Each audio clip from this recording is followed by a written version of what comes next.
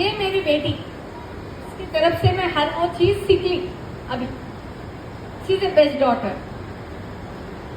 जैसा डॉक्टर्स क्या बोलते, जब ये पैदा हुई डॉक्टर्स बोले कि महा 3 महीने से ज्यादा ये बच्ची जीती नहीं बोले, पर ये 12 साल की है, अभी 12 साल की।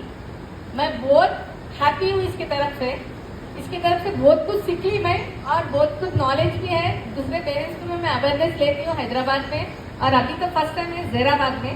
इसकी तरफ से मैं कुछ भी करना है तो इसकी तरफ से करती हूँ। से हाय हाय बोलो सबको, से हाय हाय हाय हाय हाय।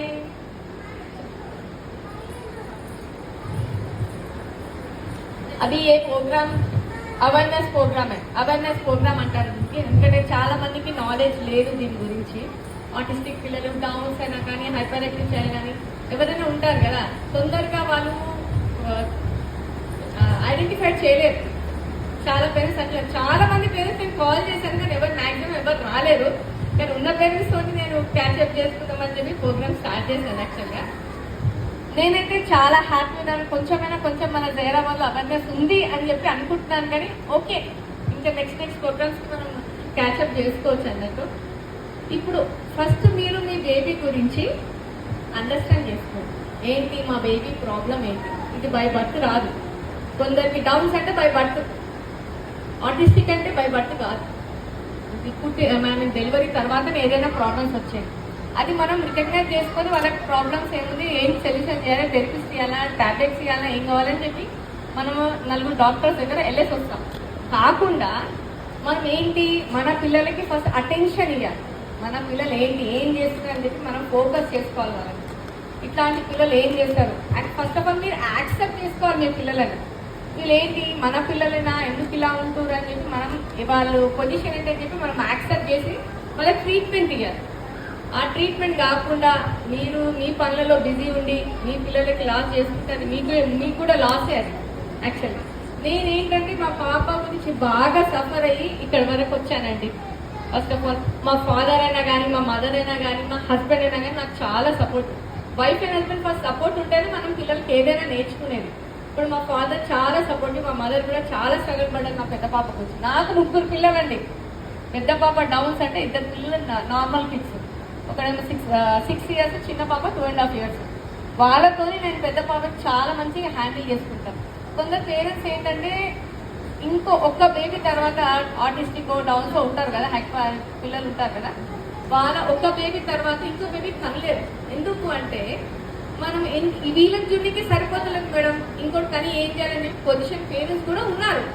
అది కాకుండా మీరు వాళ్ళ ఫ్యూచర్ కూడా చూడాలి. రేపటికి వాళ్ళు లేకపోతే ఫస్ట్ బేబీకి ఎవరు చూస్తారు, అది ఆలోచించారు ఎవరైనా? ఎవ్వరు ఆలోచించారు. ఫస్ట్ మీరు అది మైండ్ సెట్ చేంజ్ చేసుకొని అందరు పేరెంట్స్తో కలిసి ఏంటంటే డిస్కస్ చేసి, ఫస్ట్ ఆఫ్ ఆల్ నాకు భయం వేస్తుంది, కొన్ని మిస్టేక్స్ ఉంటే కూడా డోంట్ మైండ్, ఇది జైరాబాద్ కదా అని చెప్పి కొంచెం నేను భయపడుతున్నాను. ఫస్ట్ మీ ప్రాబ్లం ఏముంది కనుక్కోండి. మీ పిల్లల గురించి ఒక సైకలాజిస్ట్ దగ్గర, థెరపీ సెంటర్స్కైనా కానీ, మంచి న్యూరో స్పెషలిస్ట్కైనా కానీ అక్కడ సైడ్ వెళ్ళి కనుక్కొని మీ బేబీ ప్రాబ్లం ఏముంది రికగ్నైజ్ చేసి వాళ్ళకి మంచి బెస్ట్ మెడిసిన్ ఇవ్వండి అని నేను అనుకుంటున్నాను. ఇప్పుడు చాలా మంది స్పీచ్ డిలే అంటుంది. స్పీచ్ డిలే ఎందుకు? అది పుట్టికతో వస్తుందా? లేదు కదా, పుట్టికతోనే రాదు అది స్పీచ్ డిలే అని. మనం ఒక టైమింగ్ ఇవ్వలేక, అటెన్షన్ ఇస్తలేము. ఫోన్, టీవీ ఇవన్నీ ఫోన్ మైనస్ పాయింట్ చేస్తుంది, టీవీ కూడా మనకు మైనస్ పాయింటే చేస్తుంది.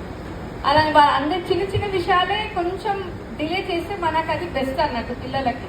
ఇప్పుడు ఆటిస్టిక్ పిల్లలు, హైపర్ యాక్టివ్, డల్గా ఉంటారు పిల్లలు, కొందరేమో హైపర్గా సిటీ టాలెంటెడ్ ఉండదు వాళ్ళకి. అట్లా అని చెప్పి వాళ్ళకి మనం కరెక్ట్ ట్రీట్మెంట్ చేపిస్తే వాళ్ళకి బెస్ట్ అన్నట్టు.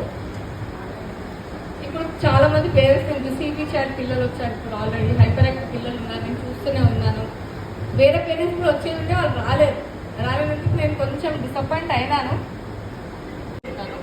యాక్చువల్గా నేను తిరిగిన హాస్పిటల్స్ లేవు హైదరాబాద్లో. వాళ్ళైనా ఎలా అన్నారంటే కొందరు నెగిటివ్ కూడా మాట్లాడారు, పాజిటివ్ కూడా మాట్లాడారు నాతో.